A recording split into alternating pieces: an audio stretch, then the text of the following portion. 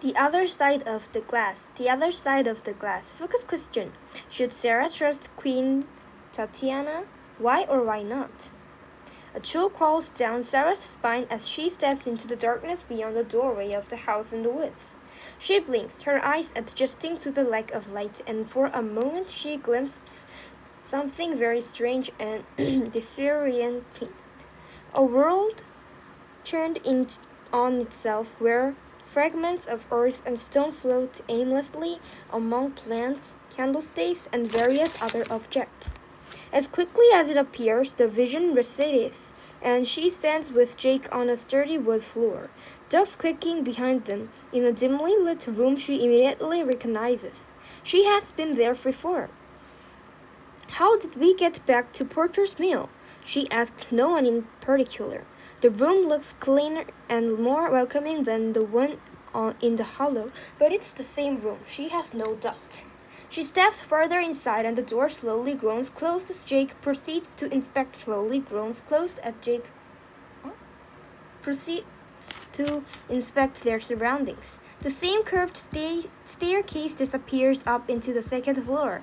No toys litter the floor, but a few chests and shelves neatly line the walls, filled with plates, flowers, and other knickknacks perfectly arranged. It seems more like a showroom than a house where someone lives. Jake, don't touch anything. Sarah snaps as Jake reaches for a small cowboy figurine on a shelf. Startled, she bumps the statue and it shatters on the floor. Oh, he can do no harm here, a woman's voice says from the top of the stairs. The woman is stunning with a gentle smile, sparkling eyes, and thick brown hair pulled into a careless bun. She wears a simple, old-fashioned dress of dark red. Sarah, it's so lovely to see you, she continues as she descends the staircase. Thomas pats down behind her and lifts into her arms, purring loudly as his tail flicks back and forth. It's nice to meet you too, Sarah replies, filled with conflicting emotions. Some things about this woman unnerves her, but at the same time, the strange lady radiates a wonderfully maternal energy that makes Sarah want to hug her. Jake seems to feel no such conflict as he embraces the woman heartily. It's lovely to see you too, Jake, the woman says, patting his head. I'm sorry I broke your cowboy, he says. The woman smiles and winks at him. With a flick of her manicured finger, the figurine resembles itself on the shelf. What's your name? Jake asks in wonder. Oh, how rude of me. I'm Queen Tatiana, but my friends call me Tati. Your mother has told me so much about you, Sarah. You knew my mom? Sarah squeaks and lifts forward. Correction, child. I know your mother. She's here in the palace with me. Tati flashes one of the kindest smiles Sarah ever seen. Can I see her? Where is she? Of course, my dear. Follow me. Queen Tatiana motions up the stairs and starts her ascent. Sarah's emotions surge and she can hardly contain her impatience. It takes everything she has not to bound ahead like Jake. When he reaches the upper landing, he freezes. As Sarah approaches, she understands why. While the lower level looks like Potter's Mill, the upper level resembles a castle out of a fairy tale. Intricate stained glass windows stretch into the sky, flanked on either side by stone pillars covered with slender vines that erupt with clusters of enormous, fragrant blossoms like wedding bouquets.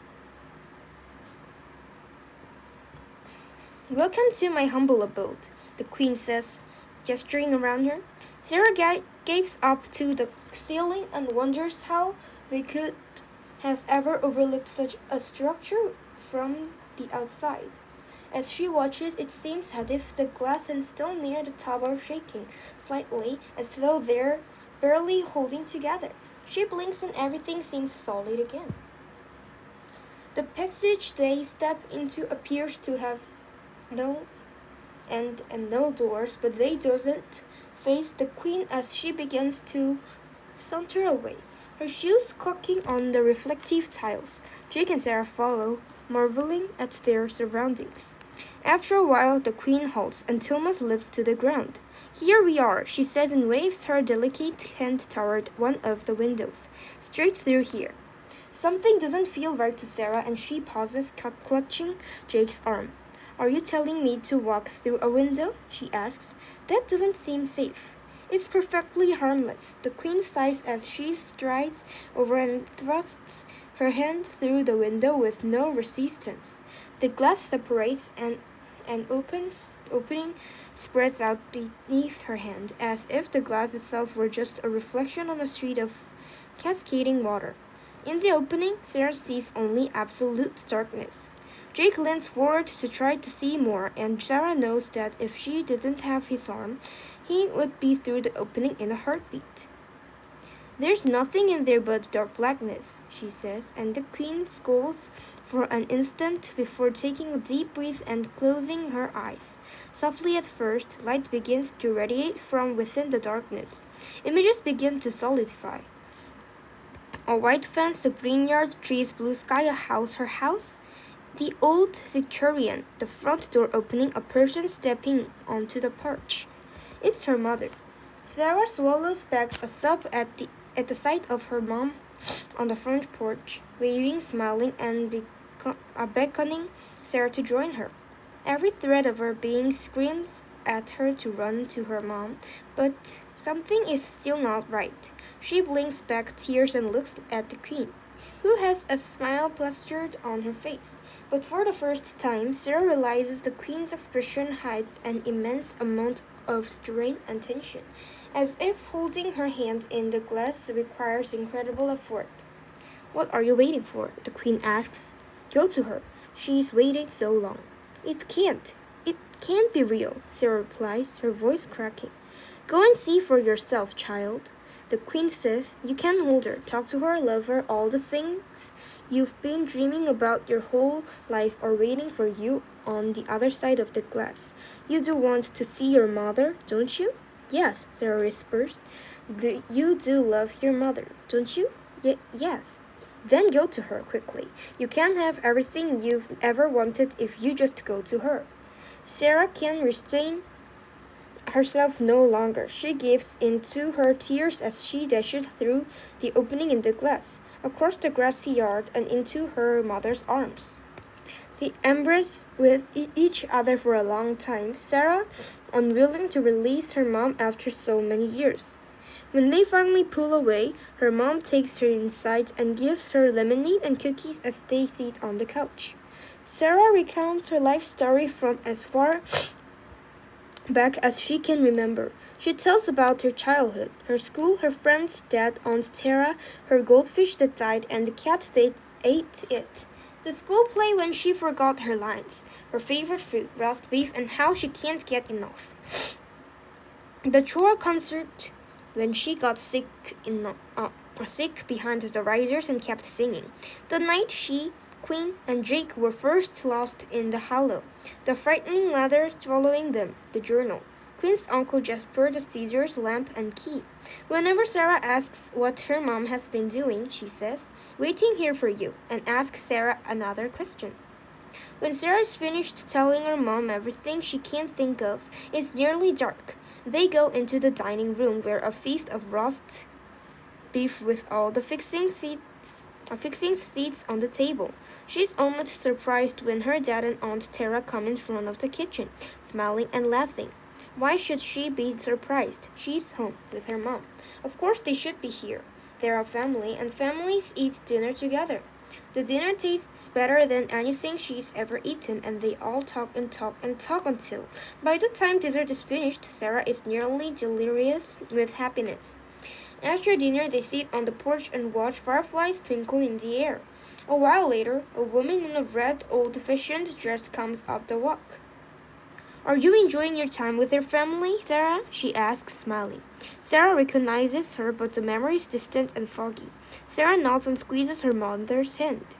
The woman smiles and snaps her fingers, and everything around Sarah changes to sand, including her mother's hand. No! Sarah screams, clutching handfuls of sand and whipping. The memory of everything that has happened comes crashing down on Sarah. You bring her back now! I'm sorry, I know this hurts, but you have to make a choice. The queen kneels down, an expression of honest concern and pity on her face. It can bring her back along with your family and your friends, everything you ever wanted and dreamed of. I can't make all your pain go away, all your loneliness. It will be like it never happened. All you have to do is say you'll stay and that you'll help me. Will you stay and help me? The turmoil in Sarah's head reaches a breaking point. Something is very wrong here. The queen is dangerous, but her mother has been living here for years unharmed. She says she can make the terrible things go away, but what kind of help does the queen want from her? Does it matter? Is there anything she wouldn't do for her mom? All she has to do is say yes. The queen smiles, but this time it's triumphant. She takes a deep breath, waves her hand, and the world returns to the way it has. Sarah's hand firmly grasps her mother's, and they all watch as the woman in the red dress walks away. Who was that? Sarah asks. Just a nice new neighbor. Her mom says, It's time for bed, honey.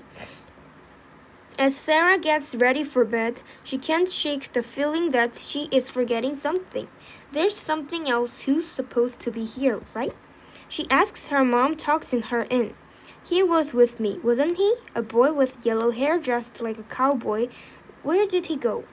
I don't know who you are talking about, my love, her mom says. Perhaps you're thinking of your favorite bedtime story. Am I? Yes. The one about the girl and the cowboy who go through a magical doorway are chased by frightening creatures before finding a palace and living happily ever after. Oh yeah, Sarah says. That is my favorite